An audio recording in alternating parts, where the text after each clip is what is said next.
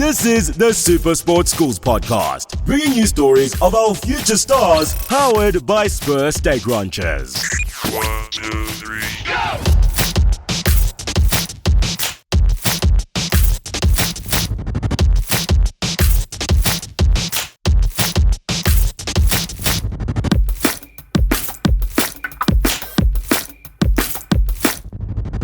Hello and welcome to another episode of the Super Sports Schools podcast.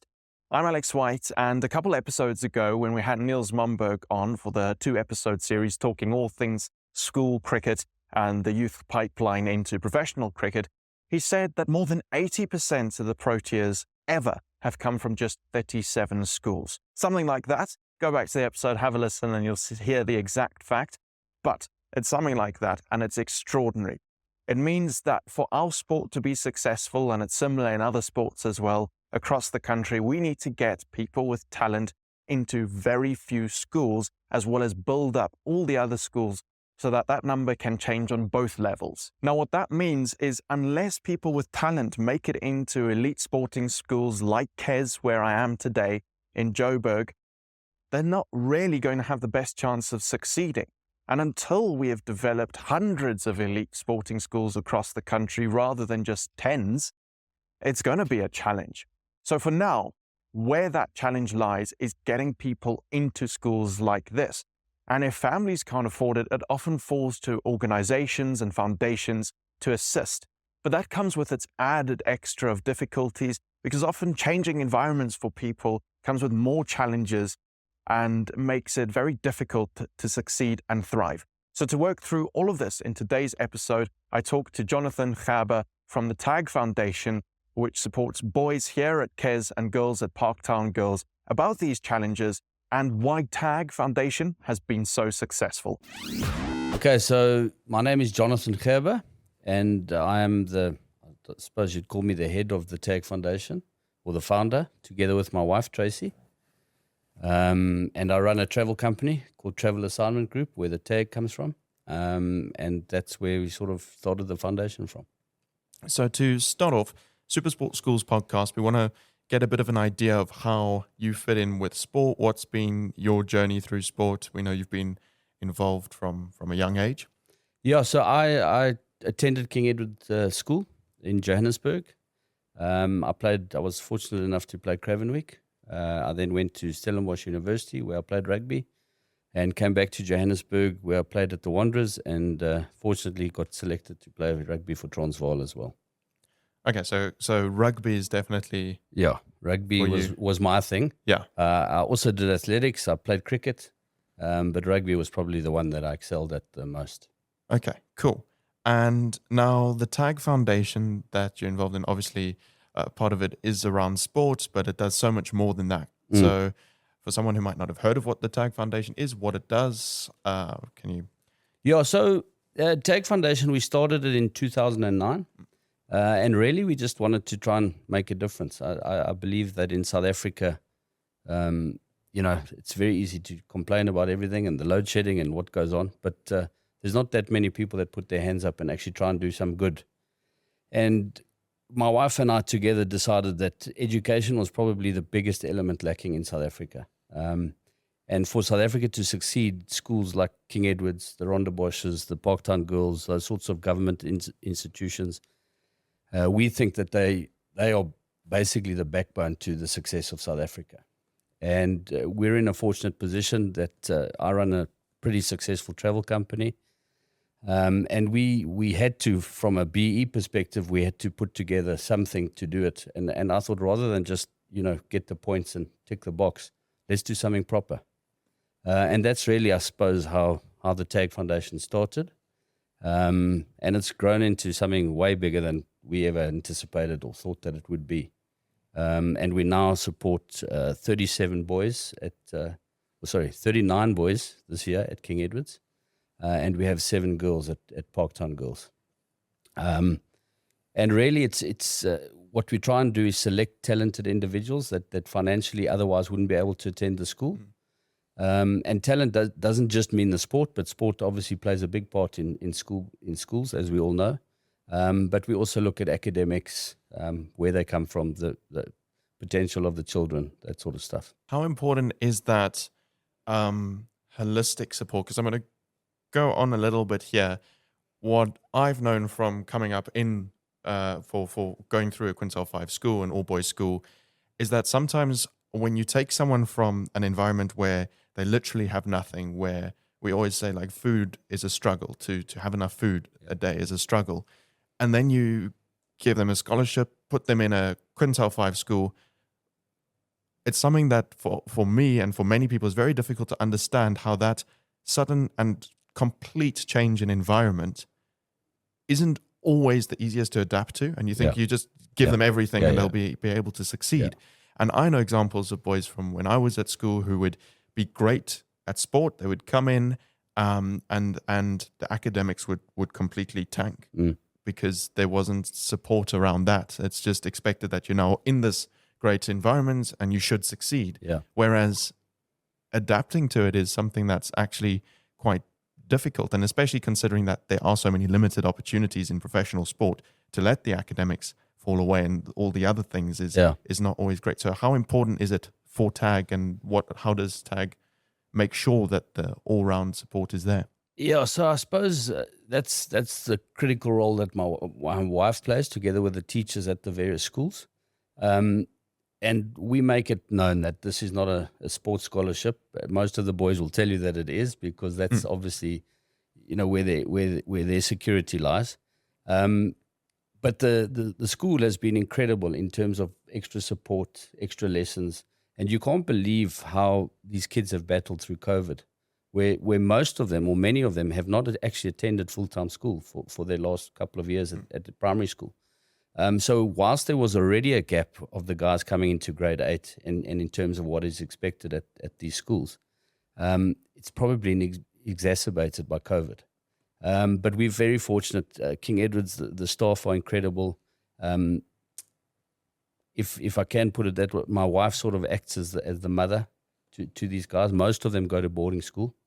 And we choose to put them in boarding school because they get obviously access to prep. They get the 3 meals a day. They get all that sort of stuff. We do provide some boys with uniforms. It depends on the needs of the kids. But the actual teachers have been incredible. They run extra lessons for the boys. They do prep at Buxton with them. And it really has been incredible. And our boys are under no illusions. It's going to be quite interesting now. We had 12 matriculants from last year, and their results are about to come out. And we're actually expecting some very good results from them. So whilst they might have been considered or brought into the school as top sportsmen or whatever, there's no doubt that academics is our single biggest drive in terms of a foundation and what we can do. And I think the irony in there when you say it's not a sports scholarship will actually be more beneficial, because often the sport isn't the part that needs the most work, right? Obviously you can refine it, have better coaching, more technical analysis, gyms, etc. But if they're already talented, they're talented. So the sport's not the part they're going to struggle with. So I think that the focus is on academics is great. And what's incredible for us, so I tweeted a picture the other day of 3 of our guys, of old TAG Foundation, old boys, if I can call them that. And the 3 of them are Senzo, who was one of our TAG boys, talented rugby player, went to Potch University, got a degree. But as you said, the chances of becoming a professional sportsman are so small or limited. But he now runs the program for us. He's our program manager within TAG. So he lives in Buxton with the boys, and he's sort of a father figure. So we've always got a point of contact with the boys. They don't just get lost in the system. And that's very important to us. The second guy was Foxy and Clerky. Also, he was a good rugby player. It sounds like I'm talking about a rugby a lot, but these are just the examples. And he's just recently started at King Edward's Preparatory School. So he's going to be taking guys through their own journey. He's also at Gordon House, which is the grade 9 boarding house. He's a resident master there. And then the third boy is a guy called, his nickname is Bazooka. And he was a very good cricketer. He was a fast bowler. And he's on a program. I can imagine being Bazooka. And he's on a program through Rialema where he's learning to become a teacher. So they put him through varsity. He's at King Edward's as sort of not a bigger, more than a stooge, but he's learning how to teach and do all that. And he's now in his 4th year of his degree.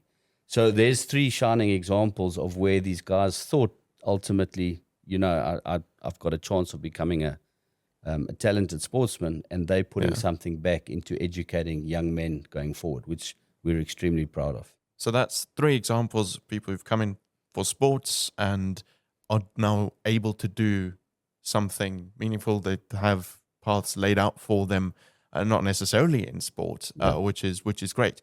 And then success stories when it comes to sport. I'm sure there's a fair share of those as well. Yeah. So last year, well, let's talk about sport and let's talk about other things. So we've had 3 deputy head boys in our tenure as we've done this. The deputy head boy of King Edward's last year, Tabang Mpafi, he's a South African schools captain last year, and he has got a contract with the Lions, so he's just starting his professional rugby career. Keegan Glade, I don't know if you remember him. Now he also played South African schools. He was a loose head prop, very talented guy, but he's just qualified as a CA. So, what these kids do with the after school has just been absolutely incredible. There are the success stories of the sport, Tabang obviously being one of them. Keegan still playing sort of varsity cup rugby, that sort of stuff. But I think we try and instill in the boys that there is life after sport. We don't want to squash their dreams, absolutely not. But keep it realistic, 100%, within the 100%, and focusing on the academics. Yeah. So some of our boys, our matrics from last year, Mango he's going to UJ. He's got a rugby scholarship. Bandile has got a scholarship also, I think, either through Wits or UJ. Also, so they're playing their sport, but they're getting an education past they're getting a tertiary education. So that's very important to us, and that's where a guy like Marco Engelbrecht, the King Edward's high school first team coach, he really believes in instilling a proper team culture and that there's life beyond just the 4 white lines, that you have to be doing something other than that. I think that's so important what you mentioned about having a scholarship to play sport, but at a university where you also have to learn. And we've spoken about it actually previously on the podcast with Niels Momberg from Cricket South Africa, saying how much he values the cricket universities and the role they play. And we use the example, it's in America, if you want to go far in sport, you have to play college sport. And so in theory, then you're getting the academics as well. And I mean, it just comes back to the theme of there not being that many opportunities in sport. But also, I think as people take sport further, maybe play at university, they see that they can maybe try their hand at coaching. They can get involved in other ways if they want to stay involved in sport, but then also having other options available to them. Yeah, I think, look, for us, I mean, every schoolboy dreams, well, most schoolboys I know dream of playing at some stage for their country, be it cricket, rugby, athletics, swimming, water polo, whatever it might be. And our role is to try and instill that dream and keep that dream alive for as long as possible. But at the same time, give the guys a proper education, that they get the benefit of those 5 years at a very good school, proper education, and hopefully get a varsity degree at the end of it all. Spur back bacon is like having fillet for breakfast. Because back bacon has more meat and less fat. And we grill that back bacon at 350 degrees. Then serve it with 2 large eggs, golden chips, grilled tomato, toast and jam. And at only $49.90 for our unreal breakfast. Why not bring the whole family? Spur, people with a taste for life. T's and C's apply. And then you mentioned earlier the numbers of boys. Also now girls are obviously much fewer, but I'm sure that's going to be the girls is a recent thing for us. We've only had girls on the program for the last 3 years. And girls it's been a very different experience for us because they are so much more diligent academically than the boys are. And it's actually incredible to see. And the results that they get academically compared to the boys is just astounding, really. What's also become evident to us, though, is the opportunities for them to attend universities are way more limited than the boys from a sports perspective. Yeah. And that's probably just because of budgets. Varsity Cup's a big thing. Yeah. They're trying to do the netball, that sort of stuff, but it hasn't kicked off quite to the degree of, Rugby Mad South Africans and Varsity Cup. Yeah. So that's been a very interesting thing for us. Different challenges. And COVID also with the girls, they haven't been, or our experience is that they haven't been quite as sturdy and tough as the young guys have been. So that's required a lot more sort of support from my wife. We've got a lady, Stephanie, who's a teacher at Parktown Girls, who does the role of a Senzo at Parktown. So again, we've got touch points with the girls at all opportunities. It's not just a come into the school, get a bursary, and then good luck. It's really how you're doing. How can we help? What are you battling with? Where do you need support? And taking it from there. It's quite interesting that it's almost the inverse challenge to the boys in terms of the limited opportunities afterwards. And I mean, I know that we talk about the next big thing for sport is tapping into the women's market for various sports that haven't done it before. We've seen in South Africa, especially women's cricket's exploding. Banyana are doing well. But those are two teams. And there are a lot more sports and there are a lot of opportunities that just aren't there. So I think the fact that academically they already so studious and focused on that is good, because then they can get into those universities, and then I think that the challenge, unlike for the boys, is then the sporting side. Yeah, look, it's weird as well, because what tends to happen, boys sports, the government schools and the private schools are pretty good at there's good schools from both. Within the government school space, the private schools do tend to be better equipped. They've got better coaches. They probably play in a little bit better leagues.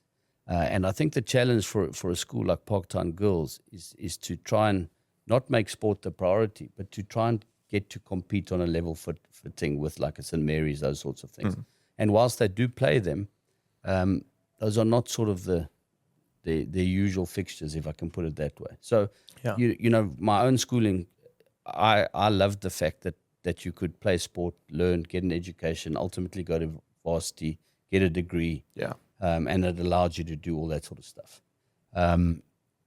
I think with the Parktown Girls, they see the sport, and I'm talking on their behalf, which is maybe unfair, but I think they see the sport less of a means to an end, and the education is their sort of primary goal. And the sport is sort of a nice to have, and we'll compete, but it's not the be all and end all. Where some boys' school, obviously that does become sort of the be all and end all of the program, which is not really, doesn't fit in with exactly what we're trying to do.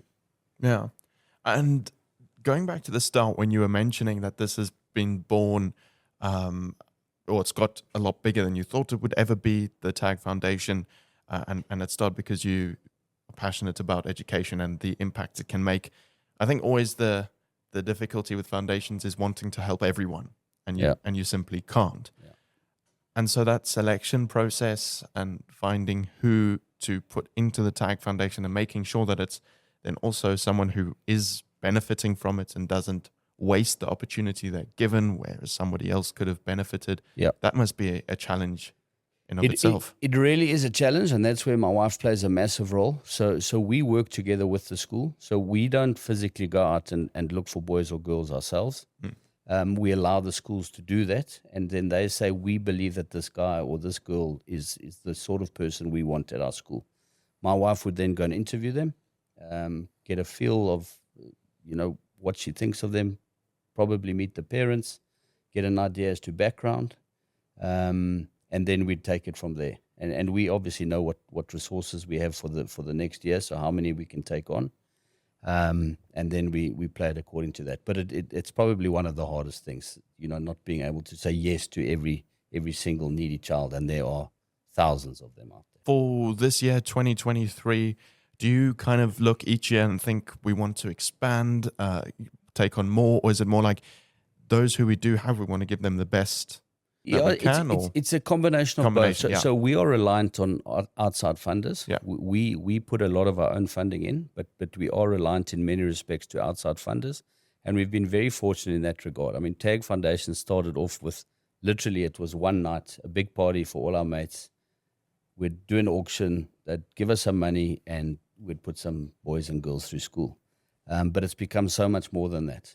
We've now got money that resides with Lucas Gray that's invested on behalf of his children, so that if anything were to happen to us or to Tag, that the kids that we've currently got in the system would be looked after.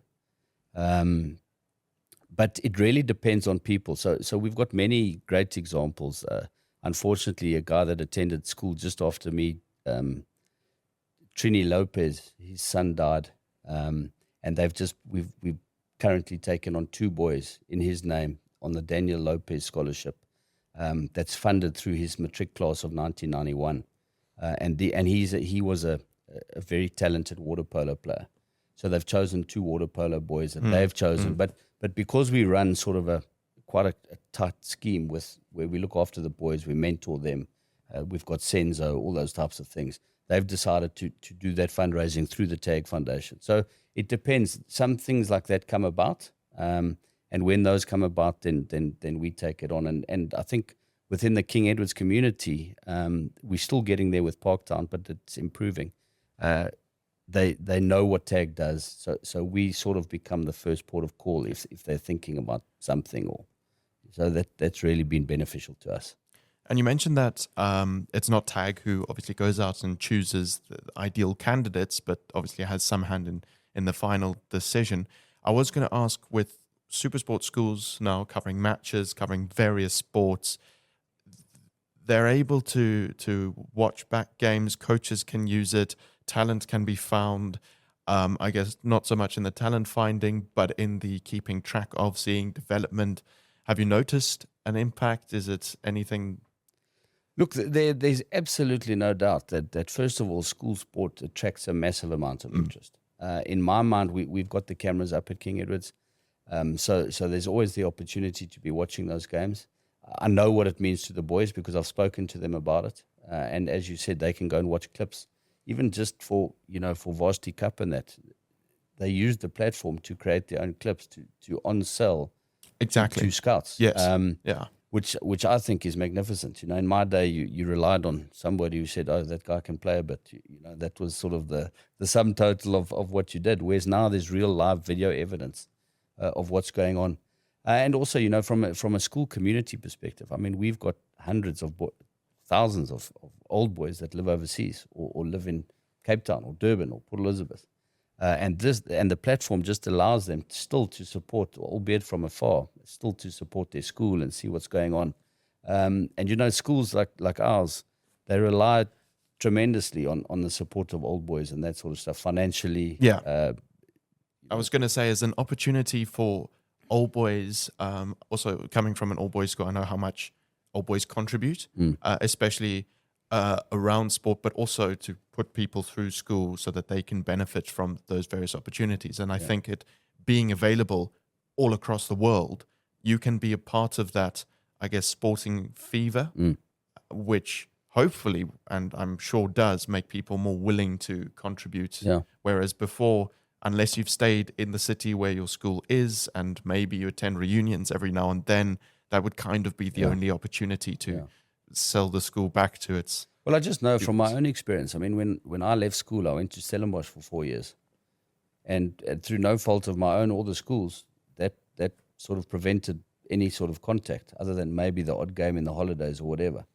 Those same people, me now in that position, I can take part, or if I wanted to, I can watch the games every weekend. I think it's a massive, so you don't miss out on those years. I think it's a fantastic platform. Looking to the future now for the Tag Foundation, what are you most excited about? If there's anything, you can also maybe look back in hindsight, what's been most exciting, and then what's most exciting for the future. Yeah, so most exciting is obviously seeing the kids get an education and watching their dreams come true. At King Edward's, the first team is called the Reds, and many of them aspired to play for the Reds, be it cricket, rugby, basketball, water polo, whatever it may be. So the first thing I'd say is watching those dreams become a reality. The second thing I think very critical for us is producing proper young men or women, proper South Africans that can contribute, that can add value to society. And this year I can without question say that our 12 matriculants leaving, there isn't one of them that won't be in a position to be able to add value to this country. And I think that's ultimately what drives us to continue doing what we're doing, and ultimately drives our supporters to see the success as well. So that's really amazing. And of course, Monday nights, normally there wasn't anything to do. Now hopefully we can watch some of our boys playing Varsity Cup rugby. We can see them getting an education at the same time. What you've heard about Senzo, Foxy and Bazooka giving back, those for us, that's just, it's gold dust for us. Johnny, thanks so much. That's an incredible story. Wish you obviously all the best, and we're excited to see where it goes from here, and looking forward to many more success stories. And Thank you. I'm sure we'll chat to you again in the future. Yeah, brilliant. Thank you. And if I can just say thank you for the opportunity. And for those people that don't know the TAG Foundation, we do have a website. They can just tagfoundation.co.za. And they can go on and see. There are profiles of all our children on there, boys and girls, as well as some accomplishments and all our newsletters that we send out 3 times a year. So if they wouldn't mind just going to have a look at it and where they can support, be it anecdotally, be it financially, whatever. But thank you for the opportunity. Awesome. Thanks so much. Thank you. The TAG Foundation is exciting. It's had many success stories, and I really like its focus on a more holistic approach where it is a foundation to support you at school first and sport second. I really think that's the way to go.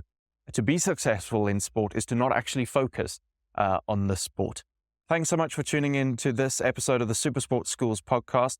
If you liked it, if you have any comments, if it made you think of anything, and if you just want to comment on the future of South African sport, find Supersport Schools by just searching Supersport Schools on any of our major social media platforms. We're on Instagram, Twitter, Facebook, TikTok, etc. And remember that you can watch all our Supersport Schools episodes on the Supersport Schools app. You can also follow it there so you don't miss any new episodes, and you can listen wherever it is you get your podcasts. This was another Supersport Schools episode brought to you by Spur. I'm Alex White, and I'll see you next time. Bye-bye. This has been the Supersport Schools podcast, bringing you stories of our future stars, powered by Spur State Ranchers. And now the podcast from Joy